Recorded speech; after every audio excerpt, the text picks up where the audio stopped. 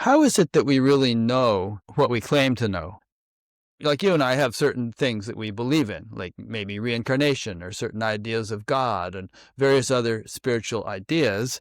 How do we really know those things? Is it because the scriptures have said it or because teachers have said it?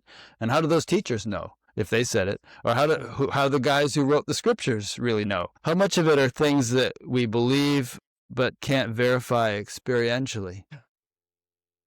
First of all, I'm in a stage of my journey where I feel more and more comfortable with uncertainty, and I don't feel like this urgency of having the ultimate answers for everything to every single level. I really like one of my friends and mentors, Father Richard Rohr, that came to your podcast. He will say, like, the opposite of faith is certainty. So faith is more like being patient with mystery and with things that are beyond our grasp. But I really insist, and a few hours ago I had a lecture on this topic. We were talking about pratyaksha. You may know this term, which is basically personal experience. And I tend to gravitate towards that as the ultimate pramana or evidence, epistemologically speaking. And the Bhagavad Gita says that, no? In the 9th chapter, verse 2, Krishna says, pratyaksha bhagamam dharmyam. Like this dharma, this bhakti, can only be understood by personal experience. So in our tradition, we have, and in many traditions, guru, shastra, scripture, teachers, sadhus, and we are open to have an experience of them, but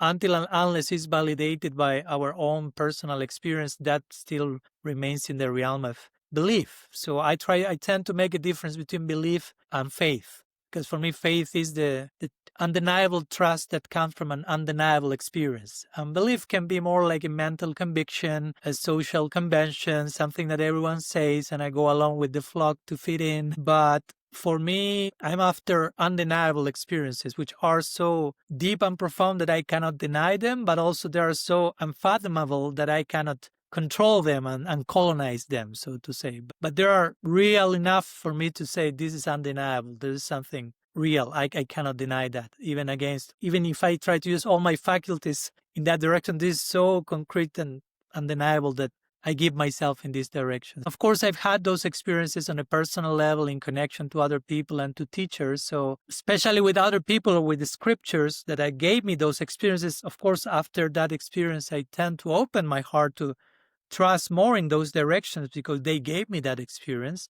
But at the same time, I have my critical faculties with me to discern between absolute content and sometimes, I don't know, cultural relative elements that may be there in the life of a saint, in certain sections of scripture. What do you say, Rick, when someone asks you that question?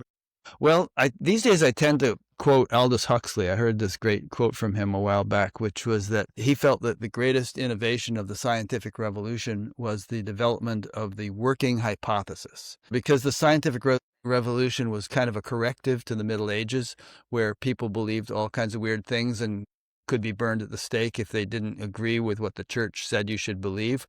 And the scientific revolution was like, okay, let's see what's what on the basis of actual empirical evidence. You know, everything can be taken as a working hypothesis, including all the spiritual and religious beliefs. And scientists are not scientists if they say, well, those things are outside the realm of science, therefore they couldn't be real. It just means that science is limited. It doesn't mean that those things aren't real. It means that science needs to expand its methodologies and technologies to be able to investigate those things. Mm-hmm. Yeah, and very much when I say pratyaksha, I kind of refer to that, to a personal experience that need to be gone through and put to test. And of course, so many biases and assumptions may need to be dethroned, so to say, in the context of that. And an ideal scientific spirit has to remain in terms of openness to further disclosure and never setting for a final resolution and conclusion, because again, we are dealing with ever-evolving reality, right?